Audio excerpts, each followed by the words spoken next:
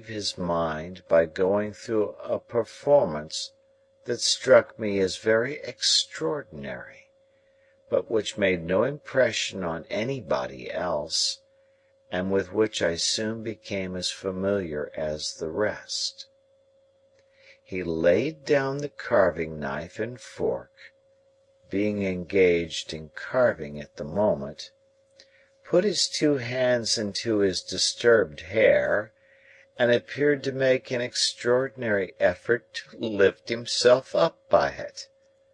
When he had done this, and had not lifted himself up at all, he quietly went on with what he was about. Mrs. Coiler then changed the subject, and began to flatter me.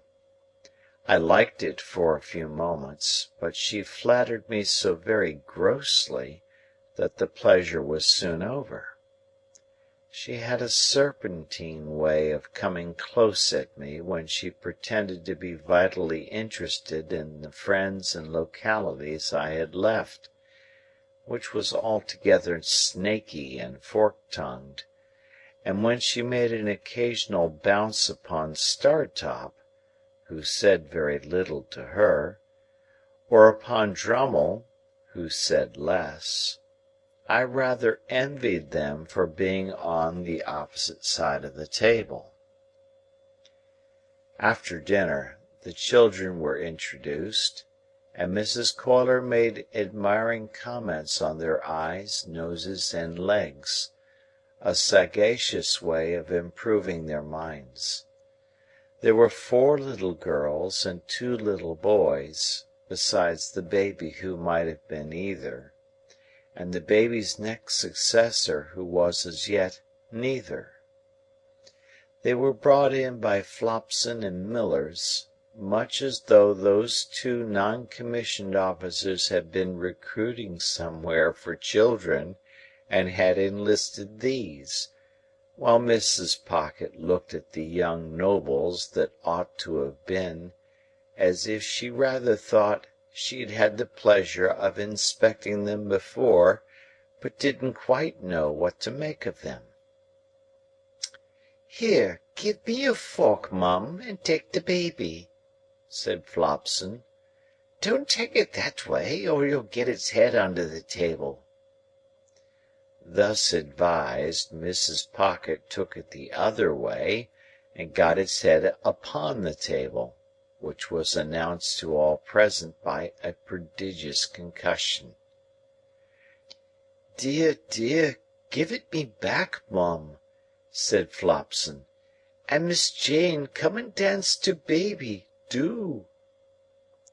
One of the little girls, a mere mite, who seemed to have prematurely taken upon herself some charge of the others, stepped out of her place by me, and danced to and from the baby until it left off crying and laughed. Then, all the children laughed, and Mr. Pocket, who in the meantime had twice endeavoured to lift himself up by the hair, laughed, and we all laughed and were glad. Flopson, by dint of doubling the baby at the joints like a Dutch doll, then got it safely into Mrs. Pocket's lap, and gave it the nutcrackers to play with, at the same time recommending Mrs. Pocket to take notice that the handles of that instrument were not likely to agree with its eyes, and sharply charging Miss Jane to look after the same. Then, the 2 nurses left the room, and had a lively scuffle on the staircase with the dissipated page who had waited at dinner, and who had clearly lost half his buttons at the gaming-table.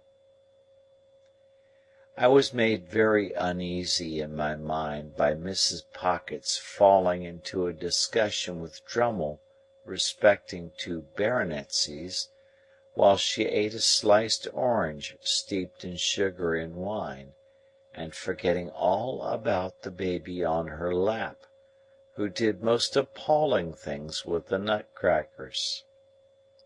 At length little Jane, perceiving its young brains to be imperilled, softly left her place, and with many small artifices coaxed the dangerous weapon away. Mrs. Pocket finishing her orange at about the same time, and not approving of this, said to Jane, "You naughty child, how dare you? Go and sit down this instant."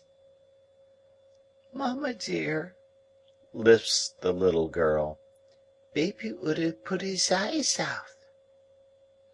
"How dare you tell me so?" retorted Mrs. Pocket. "Go and sit down in your chair this moment." Mrs. Pocket's dignity was so crushing that I felt quite abashed, as if I myself had done something to rouse it.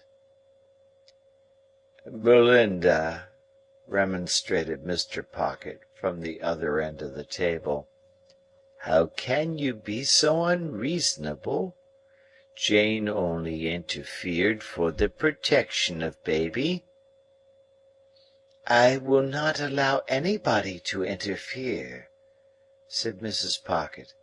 "I am surprised, Matthew, that you should expose me to the affront of interference." "Good God!" cried Mr. Pocket, in an outbreak of desolate desperation. "Are infants to be nut-crackered into their tombs, and is nobody to save them?" "I will not be interfered with by Jane," said Mrs. Pocket, with a majestic glance at that innocent little offender. "I hope I know my poor grandpapa's position.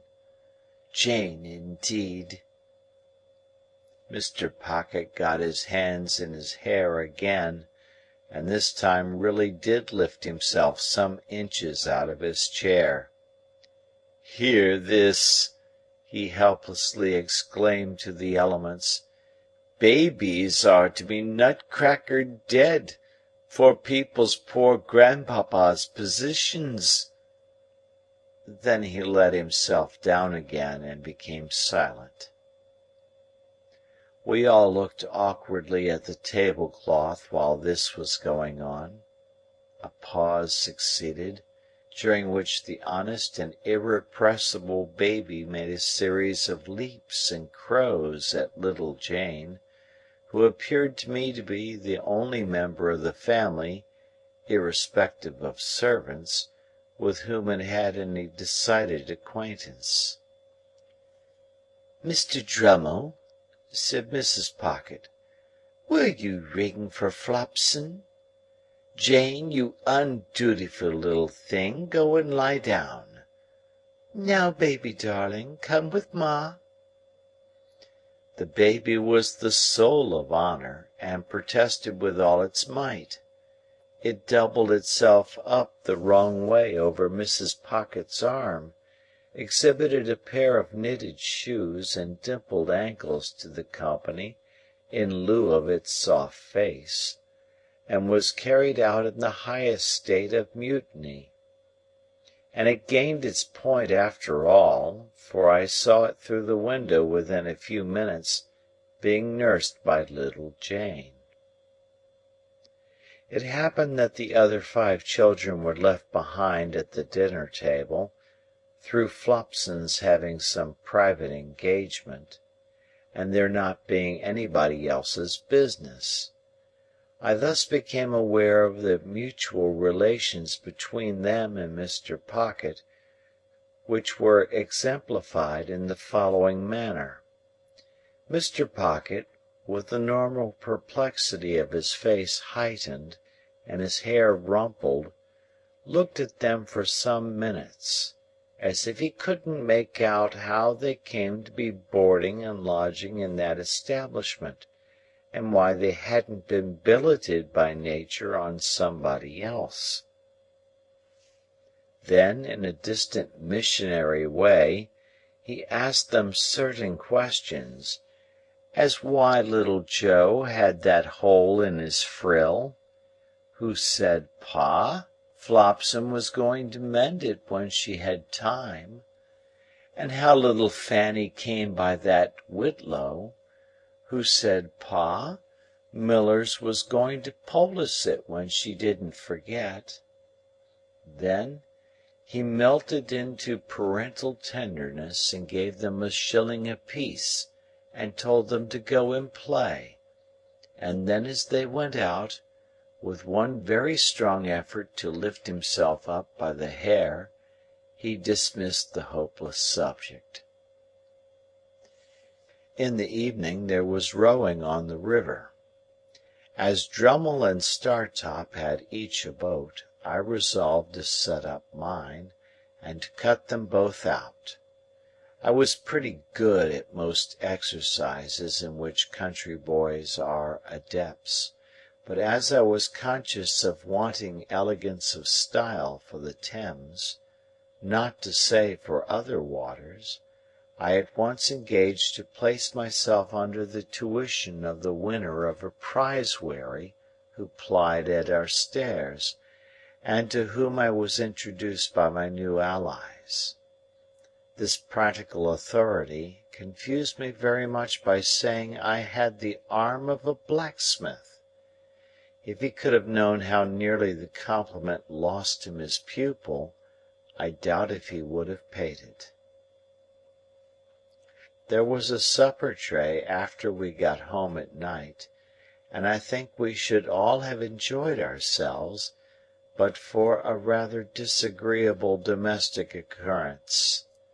Mr. Pocket was in good spirits, when a housemaid came in and said, "If you please, sir, I should wish to speak to you." "Speak to your master?" said Mrs. Pocket, whose dignity was roused again. "How can you think of such a thing? Go and speak to Flopson, or speak to me at some other time." "Begging your pardon, ma'am," returned the housemaid, "I should wish to speak at once, and to speak to master." Hereupon Mr. Pocket went out of the room, and we made the best of ourselves until he came back. "This is a pretty thing, Belinda," said Mr. Pocket, returning with a countenance expressive of grief and despair. "Here's the cook lying insensibly drunk on the kitchen floor, with a large bundle of fresh butter made up in the cupboard ready to sell for grease." Mrs. Pocket instantly showed such amiable emotion, and said, "This is that odious Sophia's doing." "What do you mean, Belinda?" demanded Mr. Pocket. "Sophia has told you," said Mrs. Pocket. "Did I not see her with my own eyes, and hear her with my own ears, come into the room just now and ask to speak to you?" "But has she not taken me downstairs, Belinda," returned Mr. Pocket, "and shown me the woman, and the bundle too?" "And do you defend her, Matthew," said Mrs. Pocket, "for making mischief?" Mr. Pocket uttered a dismal groan. "Am I, grandpapa's granddaughter, to be nothing in this house?" said Mrs. Pocket.